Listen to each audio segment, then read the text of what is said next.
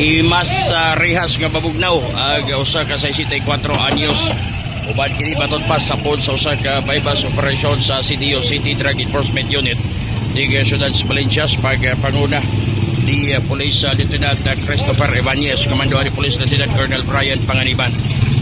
CDO gagiabagan sa Cadsot Con City Anti-Drug Special Unit Team sa pagpanguna ni Police Captain Nere, retired sa kamandoan ni City Mayor Ami Galario.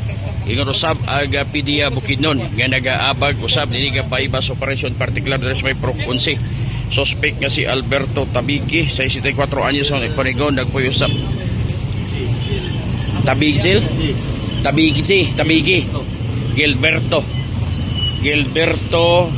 Tabigi. Kuha ni Tabiki, Alberto Tabiki. Kuha ang upat unom ka mga sasis nga dili idruga usa ka 500 pesos bill usa ka cellphone.